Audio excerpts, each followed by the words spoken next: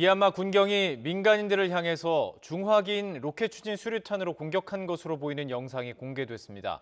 민간인 희생자가 500명을 넘어선 것으로도 전해지고 있습니다. 지금까지 30여 명의 어린이가 사망한 것으로 집계돼 노소를 가리지 않는 군부의 무차별 학살이 국제사회의 공분을 사고 있습니다.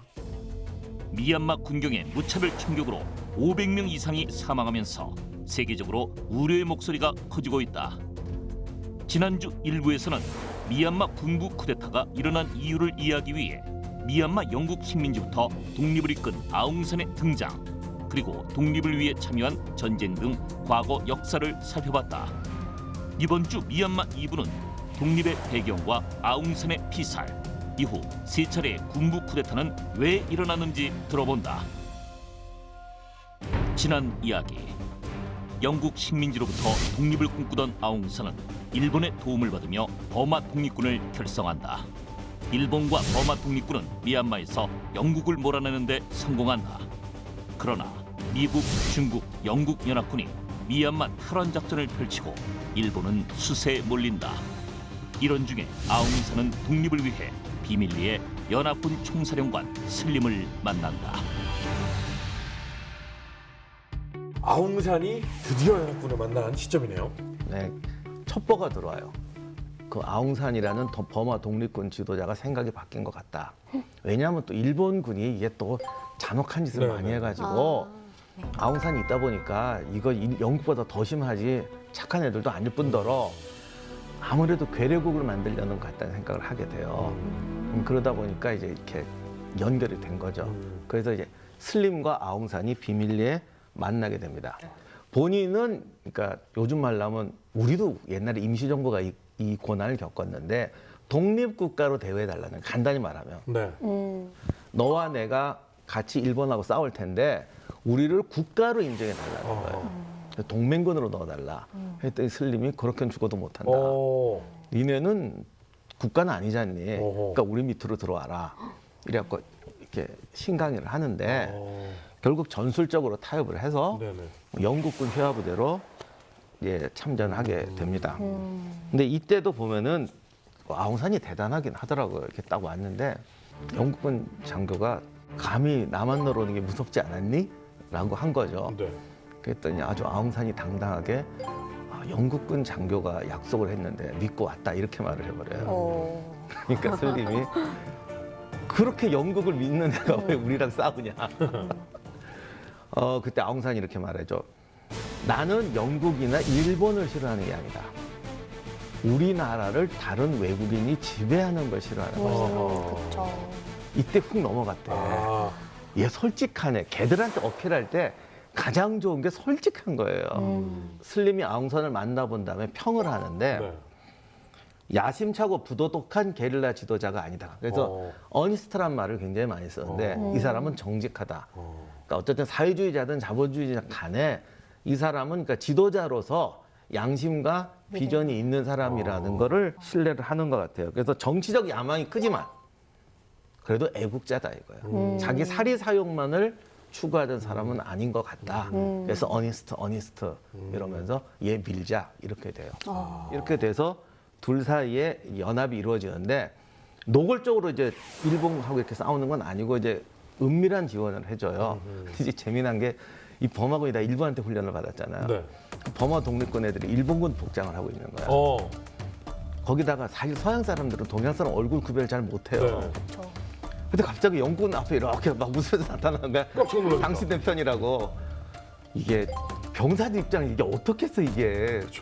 그래갖고 상부에 보고 들었는데 얘들 믿어도 돼요, 말아야 돼요.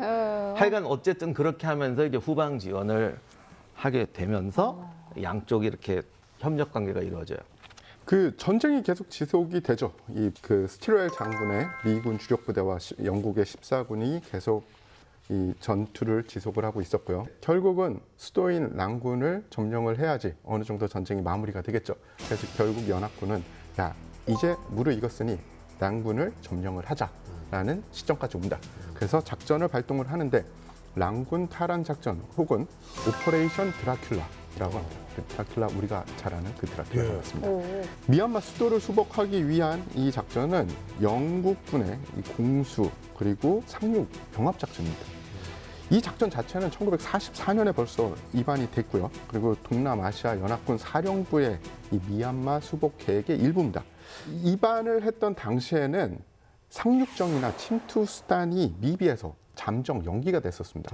1945년 4월 영국군 14군이 랑군에서 64km 밖까지 접근을 합니다.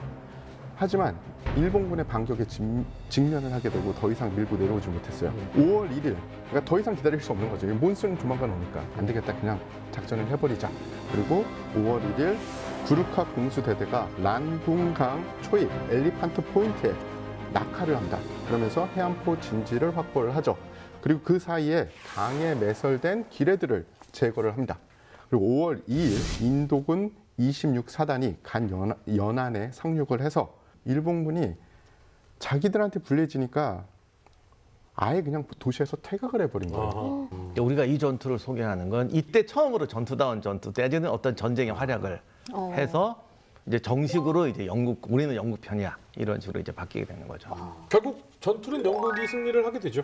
예, 전투는 7월까지 계속됐지만 결국 일본군의 패배로 끝났고요. 약 20만 명에 이르는 사상자가 발생을 합니다. 이 연합군이 승리하면서 버마는 다시 이 영국의 식민지가 되죠.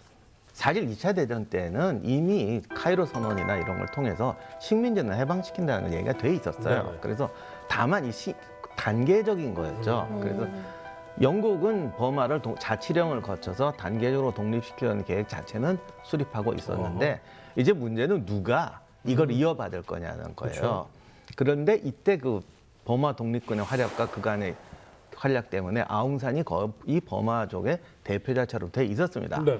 그리고 실제로 그 영국 사람들 대표로 회담도 하고 그 당시 그 마지막 영국 총독이나 영국군 주둔 그러니까 현지에 있던 영국 사람들은 아까 슬림처럼 아웅산은 이 사람은 좀 말이 통하는 사람이고 어니스트한 사람이다라는 식으로 이제 평가가 좋았대요. 그 반파시스트 인민자유연맹이란 약간 애매모호한 네. 정당을 만들고 이 정당을 기초로 이제 임시내각 같은 걸 만들죠. 그래서 이제 정부를 인수해야 되니까 이때 아웅산이 특히 주목받는 것이 카렌족이나 샨족이나 이런 사람들을 포용을 합니다. 그리고 그 사람들은 원래 영국 편에서 싸웠던 또 네. 사람들이잖아요. 그래서 내각 자리를 주고 그리고 또 이제 뭐 일단 여기를 독립하면 너희들도 차례로 독립시키겠다 약속을 해요. 물론 그 약속이 지켜졌을 거냐는 건 모르는 일이지만 자관 그렇게 약속을 해서 지금도 버마인들이 아웅산을 존경하는 거는 그런 소수민족과의 관계, 탄압했던 소수민족들도 이렇게 테이블에 끌어들여서 진짜 열린 내각을 만들죠. 네, 정말 독립을 코앞에 그럼 이제 두고 있는데 이 아웅산이 독립 전에 죽음을 맞이했다고요? 네, 이제 정부 이양이 거의 되고 있는 과정이었는데 1947년 7월 19일에 유엔 무슨 건물이었다는데 거기서 이제 이미 내각은 다 만들어져 있었어요. 그래서 내각 회의를 하고 있는데 정말 영화 같은데 한 대의 찝차를 타고 4명이서 들어옵니다. 네. 그리고는 회의실 앞으로 가서 경비원을 쏴 죽이고 안으로 난입해요. 그러니까 딱 기관단총 들고 들어오니까 아웅산이 벌떡 일어났는데 바로 쏴서 아웅산이 즉사하죠. 이때 겨우 32살이었어요. 그리고는 그 테이블에 있던 내각에다가 난사를 했는데 4명이 사망하고 3명이 부상을 했습니다. 문제는 이게 미스터리한 게 겨우 4명이 들어왔잖아요. 네. 근데 정문이나 이런 데를 그냥 통과했단 말이에요. 그러니까. 그리고 사실은 아웅산도 걱정을 했었대요. 이 군부 동향도 심상치 않고 그 30인 동지회가 이미 다 분열되어 있었고 암살 음모가 있다는 소문도 막 돌았고 근데도 어떻게 이렇게 경비가 허술하냐. 그리고 이 사건을 책임지고 누군가 이제 처형되긴 했지만 지금도 그건 안 믿는 분위기더라고요. 그래서 이 진짜 주모자가 누군지는 지금도 미스터리로 되어 있어요. 내부에 동조자가 있지 않는 한 그러니까요. 어떻게 네. 그 중요한 열린 내각의 이 중요 인물들이 다 모여 있는데 맞아. 4명이 찌푸 타고 들어와서 이런 테러를 저질렀다는 게 그래서 지금 모든 사람이 다 의심을 받아요. 영국이 배후 아니냐? 제가 영국을 비호해 주려는 건 아닌데 영국 입장에서 여기 아웅산을 죽일 이유가 없어요, 진짜. 아, 그치. 네. 그래서 관계가 근데 좋았어. 또 굳이 찾아보면 어니스트인데? 네. 굳이 찾아보면 있을지는 모르겠지만 이게 하긴 모르겠어요. 아직 결론이 확실히 안 났어요. 안에 파벌도 많았고.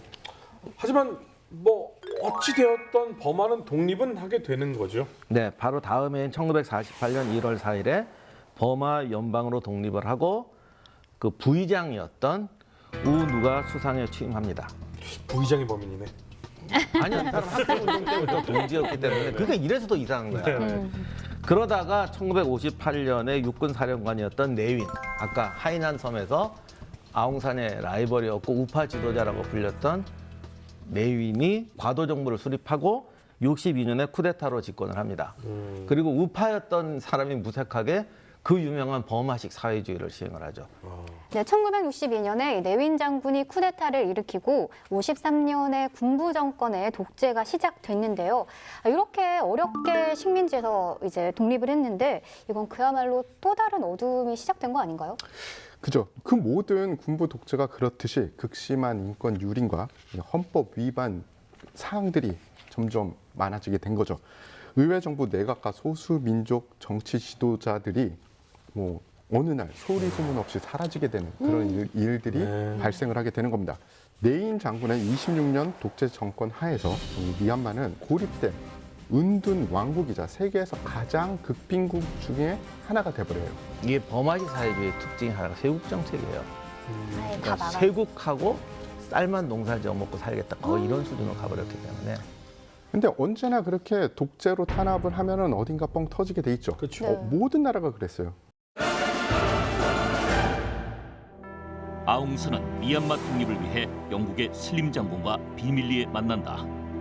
버마 독립군과 손잡은 연합군은 전쟁에 승리하고 일본은 퇴각한다. 연합국의 승리로 미얀마는 다시 영국의 식민지가 된다. 아웅산은 미얀마를 대표해 영국령에서 독립을 추진하던 중 암살당한다. 1948년 미얀마는 독립을 이루지만 1962년 육군사령관 내윈이 쿠데타를 일으킨다. 이후 버마 사회주의 연방공화국이 수립되고 군사 정권의 독재가 시작된다. 독재 정권에 신음하던 민중들이 1988년 8월 8일 이 학생들이 주축이 돼서 랭군에서 내윈 장군 군부 독재 통치와 비참하고 비현실적인 버마 사회주의 제도에 반대하는 시위를 시작을 하는 거죠. 이거를 우리가 흔히 민주화 8888 봉기라고 합니다. 근데 뭐 또다시 독재 군부 정권은 언제나 그러죠. 이 무력으로 진압을 시도를 합니다. 아하. 근데 어떻게 보면은 이게 민주화가 그때 잠깐 이루어졌어요. 그 정권, 내윈 정권은 물러나고 다른 군부가 이제 정권을 잡습니다. 이후 2015년 총선거에서 아웅산의 딸 아웅산 수치가 이끄는 민주주의 민족 동맹이 압승을 하면서 민주 정부가 들어서고 53년간의 이 군부 지배가 드디어 끝납니다. 문제는 헌법 개정에 실패를 해요.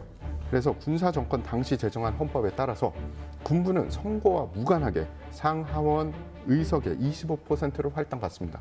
아니 근데 이렇게 압승을 하면 헌법 개정 가능하잖아요. 근데 왜 헌법 개정이 안 된 거예요? 그렇죠. 근데 문제가 있습니다. 여기에 굉장히 숨겨져 있는 속임수 같은 게 있는데 헌법을 개정하려면 적어도 75% 이상의 동의가 있어야 됩니다.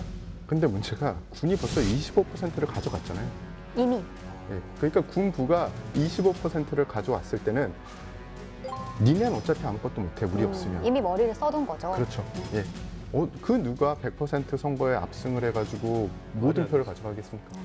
민주화가 됐다고는 하지만 사실은 뭐 좀 애매한 민주화가 아닌가 싶은데. 네. 그러니까 이런 것이 사실은 우리가 이렇게만 들으면 단순히 민주정부와 군부와의 정치적 싸움인 것 같지만은 이렇게 타협할 수밖에 없는 데는 그 사회에 또 여러 가지 조건이 있는 거예요.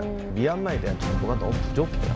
그러니까 이 사회에 가지고 있는 그 엄청난 그 민족 갈등, 지역 갈등, 뭐 경제 문제 이런 것들이 얽히니까 이런 타협을 할 수밖에 없게 되는 건데 여기에 대한 구체적인 설명은 제가 아니라 유엔에서도 못한다고 그럴 정도로 이게 좀 복잡합니다. 쿠데타를 기준으로 좀 정리를 해보면 독립이 되고 과도 정부가 있은 뒤에 그 쿠데타가 1차 쿠데타가 일어나서 군부 독재가 됐고 그리고 나서 8888 민주 봉기가 일어나고 민주 정권이 쓰려고 하는데 다시 군부이 쿠데타가 일어났고 그리고 2015년에 민주화 정권이 들어섰는데 이제 2020년에 3차 쿠데타가 일어나서 지금 또 이렇게 수렁으로 들어간 그런 상태입니다. 그리고 이 와중에도 저희 그 아웅산 암살 이후에 아웅산 수치 여사도 굉장히 오랫동안 구금당하고 그랬었죠.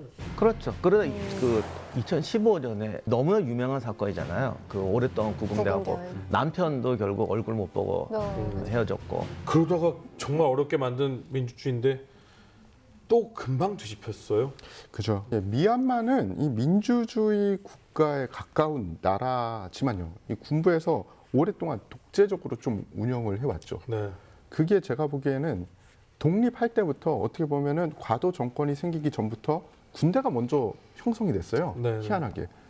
처음에는 군대를 민족별로 나눠줬습니다. 그러니까 버마인이 제일 많으니까 40%. 예, 버마는 2개 대대를 줬고 다른 민족들은 소수 민족들은 1개 대대씩 주고 연합 대대를 하나 만들고 뭐 이런 식으로 좀 공평하게 줬는데 그 군대가 먼저 만들어지고 군대에서 권력을 가지고 국방을 논하다 보니 이제 나중에 생긴 정부랑 알력 싸움이 생기는 것 네. 같아요. 그렇죠. 예. 미얀마가 순조롭게 민주화의 길을 걷는 것처럼 보였는데 내부적으로는 계속 불안할 수밖에 없는 이유가 있었던 것 같습니다.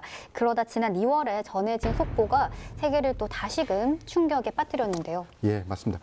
미얀마 군부가 2021년 2월 1일 새벽에 전격적으로 쿠데타를 일으켜서 아웅산 수치 국가 고문 및 정부 고위 인사를 구금하고 1년간 비상사태를 선포한 거죠. 이놈의 비상사태는 뭐 그냥 시나리오인가 봐요. 네, 무조건 등장하네. 네. 아웅산 수치가 이끄는 국민민주동맹이 지난해 2020년 11월 8일 치른 총선에서 83%를 득표해 하원 의석 440석 가운데 315석을, 상원 의석 224석 중에는 161석을 차지하는 압도적이네. 압승을 거뒀습니다. 군부와의 권력 균형이 깨졌죠. 그러니까 이 민간 정부를 군부가 그냥 무조건 누를 수가 없는 수준까지 온 거예요. 네. 군부는 자신들의 권력에 영향을 받는 것을 두려워했고요. 이 부정선거 의혹을 제기하다가 급기야 쿠데타를 일으켰습니다.